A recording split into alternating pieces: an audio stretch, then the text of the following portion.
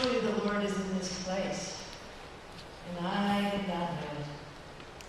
And I did not know it, Jacob says. Jacob is on the run from his brother Esau, who in the years to come will bring 400 men against him for stealing his father's blessing, and with it all his land and his servants. This blessing is the blessing of Jacob's grandfather, Abraham. There is nothing more important in the history of Israel, because this is the promise of God to Abraham and all his descendants. And Jacob is hardly portrayed as one who deserves such honor. He has already inveigled Esau's birthright away from him. He has colluded with his mother to deceive his poor dying father, and his mother has persuaded him that he needs to run away now to avoid the wrath of his father and brother. Jacob is the younger twin of Esau.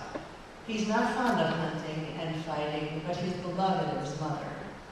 He spends his time in tents. But after he talks Esau out of his birthright and steals the inheritance and blessing of his father, it's not much of a stretch to say that he's less than ideal as a candidate for the leader of the 12 tribes.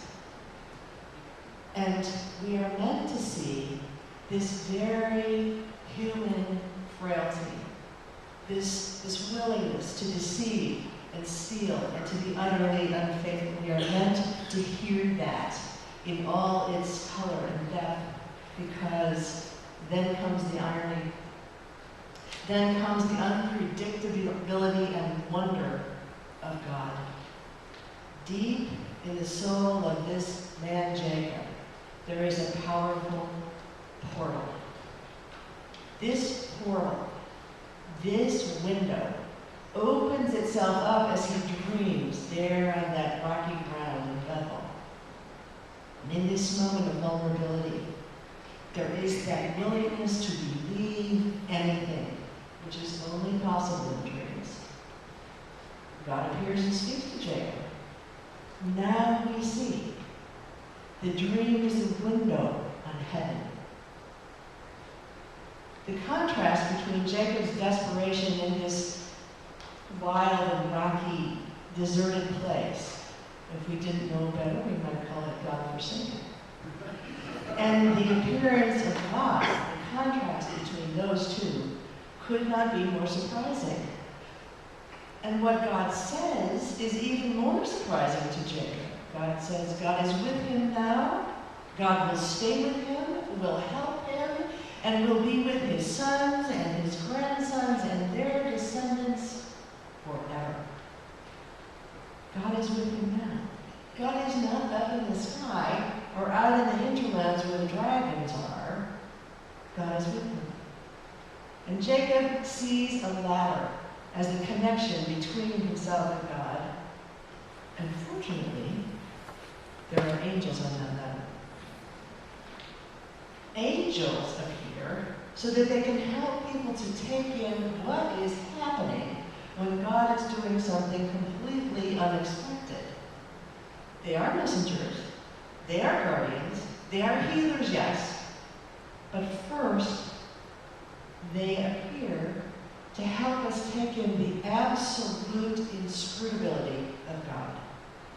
The absolutely radical, beyond human reasoning will of God to be close at hand at every moment to anyone and everyone. There is a ladder between heaven and earth. That is, there is a back and forthness. Heaven is not separate from earth.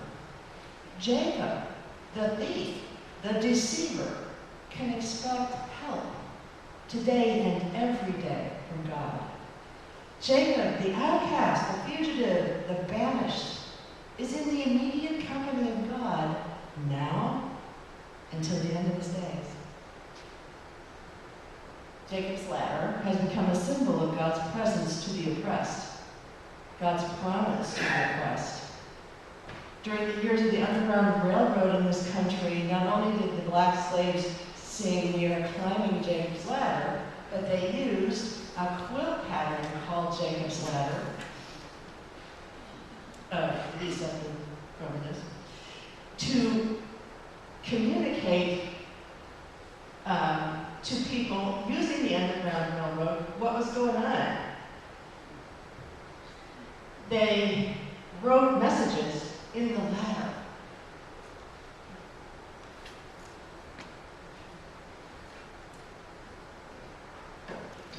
Unlike Jacob, the black slaves believed that God was in their place, that God did not support white oppression, and that their lives meant something to God, who would see them home, if not to the north, to Canada, then certainly to heaven. God would bring them justice. Like Jacob, they would climb that long, hard ladder to righteousness and come to the promised land.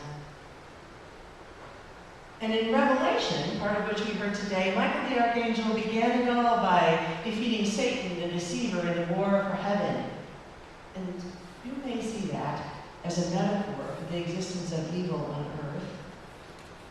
Michael cast Satan to earth in this scenario. Or you may see it as an explanation for how angels work to protect and guard us. Or you may think it is a simple way of talking about the shadow side of life. But it is an ancient story and an enduring one. And I think that the temptation is to see the whole story as just a piece of folklore. And that it is. But to dismiss it as something to be thought of and not lived, to be retold and not relived, is missing something. Jesus said to Nathanael that he too would see the angels ascending and descending on the Son of Man. The angels would be there with Jesus as a sign that he is the connection between heaven and earth, that heaven is, in fact, located in a relationship with Jesus. To acknowledge that God is here, really and truly, to feel that all the way into your body and deep into your soul is to know heaven. We may never see the angels, but we understand Jacob's ladder. Where's Inez? Inez is probably going to tell us in the forum that we just have to look harder. We can see them. We named the shape of the DNA helix for it. We use it in the fight for black rights, for women's rights, for workers' rights. Pete Seeger sang We Are Climbing Jacob's Ladder, and Arlo Guthrie, and Paul Robeson, and Bruce Springsteen, and Dr. Denise Johnson-Reagan recorded a gorgeous version of it for Henry Civil War. Listening to the news this week, I kept wondering what it would be like for a few angels to appear in Washington. Say, on the Lincoln Memorial. Or in Philadelphia on the Liberty Bell. Or in the National Archives Center on the Constitution. I wondered who would notice and what would happen next, and whether we could stop to notice that God is in this place and we didn't know it. The church is here. We are here to remind the world every day that God is always with us, blessing us, loving us, leading us, sending angels to help us understand. I think that the people in this church know that coming together, that even just sitting here for an hour or so every week helps us to remember that God is in this place. Jacob found God on that dry, rocky ground, Bethel, when he thought that life could get not much worse. We are all on rocky ground as a nation, and perhaps as individuals sometimes. But let us try. Let us be for the world a Jacob's ladder. And then there will be angels ascending and descending, and the world will see them.